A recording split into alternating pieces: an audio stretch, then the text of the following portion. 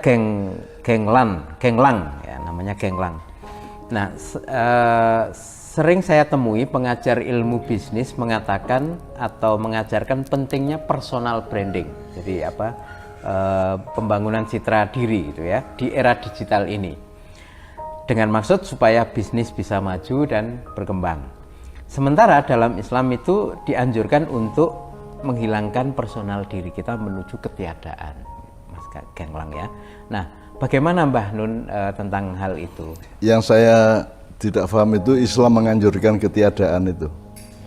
Saya kira itu ranahnya berbeda, konteksnya berbeda. Gitu. Jadi orang jual beli, orang bisnis itu kan sederhana tuh. Kan kalau level-level teoritiknya kan pertama produk brandingnya, nomor dua produser brandingnya. Jadi misalnya gini loh, tolong beli barang X, Pak Tup berangkat kemana aja, toko apa aja enggak penting, yang penting dapat barang X. Nomor dua, tolong beri barang X di toko A. Nah, Pak Tup tidak bisa ke tempat lain kecuali ke toko A. Karena A ini sudah punya branding di dalam pemahaman saya. Bahwa dia penyedia barang yang saya andalkan, yang saya percaya. Yang ketiga, pokoknya bilang Arul suruh kasih saya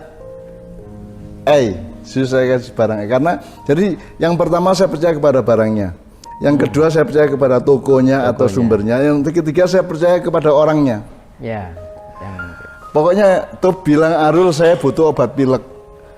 Ya, terserah Arul mau kasih Dikolgin, mau kasih Procold, mau kasih obat apapun yang lain monggo. Jadi ini sudah kepercayaan, itu yang dimaksud tadi itu. Jadi pokoknya intinya itu hendaknya Anda itu menjadi orang yang bisa dipercaya oleh konsumen Anda, kan gitu kan? Nah, salah satu unsur yang harus Anda perhatikan untuk dipercaya adalah seluruh aplikasi dari bisnis Anda. Kalau Anda warung, ya warungnya tertata dengan baik, makanannya sehat, gitu, pelayanannya oke, dan seterusnya kan gitu. Terus sikap hidup Anda sendiri. Gitu. Jadi nanti kan akhirnya kan brandingnya akan sampai ke Anda. Akan mengalamat ke Anda kan gitu. Nah, itu tidak ada hubungannya sama larangan Islam. Itu branding. Nabi Muhammad itu kan supra branding.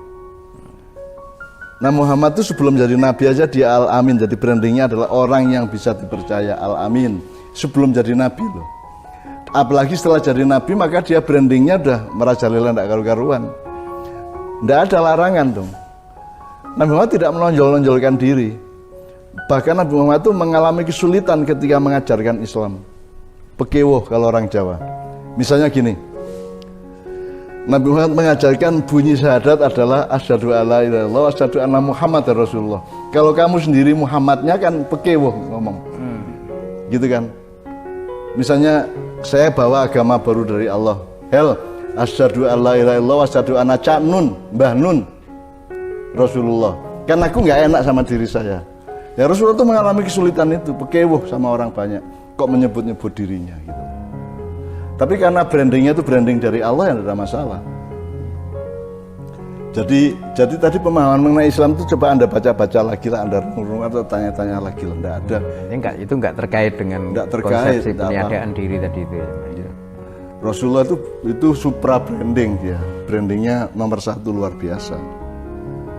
Tidak ada larangan untuk itu. Yang dilarang adalah ria, menyombongkan diri. Menyombongkan itu kan memalsukan diri toh.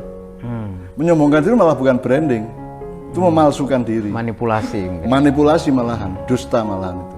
Artinya kalau branding dibentuk dengan kejujuran, dengan usaha yang benar. Muhammad tidak mengatakan dirinya Al-Amin. Masyarakat yang menyimpulkan dia Al-Amin, dia bisa dipercaya. Jadi yang disebut branding adalah orang menyimpulkan tuh Anda memang makanannya oke, warungnya oke, gitu loh. Bintang 5 gitu ya Mbah. Iya, gitu. Kok dilarang dalam Islam gimana? Ya, sampai sekarang kita masih menyebut nama Rasulullah, berarti kan Rasulullah tidak meniadakan diri. Bagaimana maksudnya tadi? Islam menyuruh meniadakan diri tadi. Itu kan urusannya kan sama Allah. Dalam konteks dengan Allah bahwa hakikatnya di depan Allah kita itu tidak ada. Kita itu hanya diadakan atau diselenggarakan, diada-adakan oleh Allah. Itu maksudnya. Tapi kalau untuk urusan bisnis, ya nomor 1 Anda bisa dipercaya, nomor 2 produk Anda bisa dipercaya, nomor 3 pelayanan Anda bisa dipercaya. Nanti brandingnya akan menggumpal ke Anda dari kan masyarakat gitu. ya. Itu